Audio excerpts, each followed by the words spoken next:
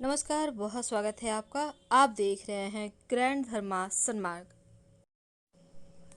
ब्रह्मा, विष्णु और महेश की मूल शक्ति से प्रकट हुई माँ दुर्गा आदि शक्ति हैं। संसार का निर्माण और संहार इन्हीं में निहित है और नवरात्र के समय माँ दुर्गा के 9 रूप की आराधना करने का विधान है। अगर आप इन 9 दिनों में माँ दुर्गा को प्रसन्न करने में सफल हो जाते हैं तो यकीन मानिए पूरी उम्र माँ की कृपा आप पर बनी रहती है और माँ की कृपा पाने वाले व्यक्ति को कभी शारीरिक, मानसिक, आर्थिक कष्ट हो ही नहीं सकता। यहाँ तक कि दुनिया में उनका तेज बढ़ता है, हर क्षेत्र में कामयाबी मिलती है।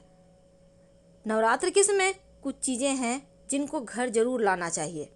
मन चाहा मनोकामना पूरा होता है, माता रानी प्रसन्न होती हैं और अपने भक्त के मन की हर मुराद को पूरी करती हैं। तो चलिए जानते हैं वो कौन सी वस्तु है जो नवरात्र में जरूर लाना चाहिए। सबसे पहला, कमल का पुष्प। एक दिन 9 दिनों में एक ही दिन किसी भी दिन लाकर, संभव हो तो 9 के 9 दिन आप चढ़ाइए, पर एक दिन जरूर लाकर माता रानी को अर्पित कीजिएगा कमल का पुष्प। क्योंकि कमल का पुष्प या फिर उसका तस्वीर ही अगर आप घर ले आते हैं तो माता रानी बहुत प्रसन्न होती हैं, क्योंकि माँ को कमल का पुष्प अति प्रिय है। दूसरा है सोना या चांदी का सिक्का। अब हर किसी के लिए सोना चांदी का सिक्का लाना संभव नहीं है। ऐसे में आप जब पूजा कीजिएगा उसमें एक कॉइन, 1 रुपया का सिक्का, 2 रुपये का सिक्का, 5 का सिक्का, जो भी आपसे बन पड़े आप जरूर रखकर उसकी पूजा कीजिएगा। या पहले आपने पिछले साल किया हुआ है तो उसी सिक्का को रखकर फिर से पूजा करें। सिक्के पर माँ लक्ष्मी या भगवान श्री गणेश का अगर चित्र बना हुआ आप लेकर आते हैं तो अति उत्तम, चांदी या सोना का। नहीं तो आप एक सिक्का रख लीजिएगा और उस पर कुमकुम हल्दी लगा दीजिएगा, बहुत शुभ है। और फिर धन स्थान पर रख लें कमल पुष्प पर बैठी हुई माँ लक्ष्मी की तस्वीर। आपके घर में है तो नवरात्र के दिनों में उनकी भी पूजा करें, क्योंकि माँ लक्ष्मी के ऐसी तस्वीर घर में जरूर रखिएगा। अगर नहीं है तो ले आइए इस नवरात्र में, क्योंकि वे कमल पर अगर विराजित हैं, दोनों हाथों से उनके हाथों से धन बरस रहा है, एक हाथ में वो धन बरसाती हैं, तो ऐसा तस्वीर आपके जीवन में निरंतर आपकी तरक्की की ओर ले जाएगा।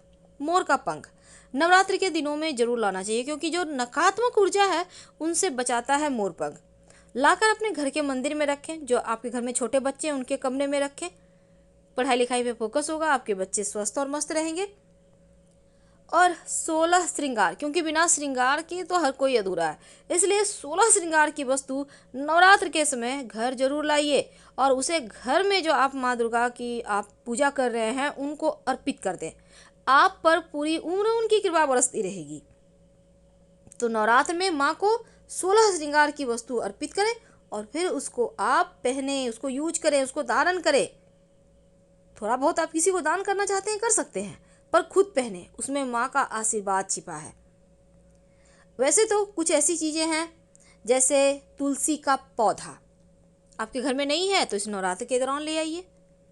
हरसिंगार का पौधा, माना जाता है हरसिंगार सभी भगवान को अर्पित किया जाता है और माना जाता है हरसिंगार का पौधा जिस घर में होता है ना, उसके जीवन में चारों ओर से प्रगति होती है, तरक्की होती है, हर तरफ से, हर दिशाओं से वो सफलता प्राप्त करता जाता है।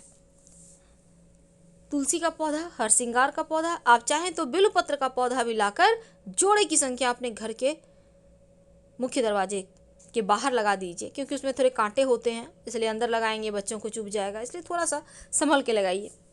वैसे आप घर के अंदर भी लगा सकते हैं, लेकिन चूंकि इस बार के नवरात्र बहुत खास शुभ संयोग में आया है तो माता रानी को प्रसन्न करने के लिए 9 दिनों में उनके प्रिय 9 भोगों को उनको जरूर अर्पित करें।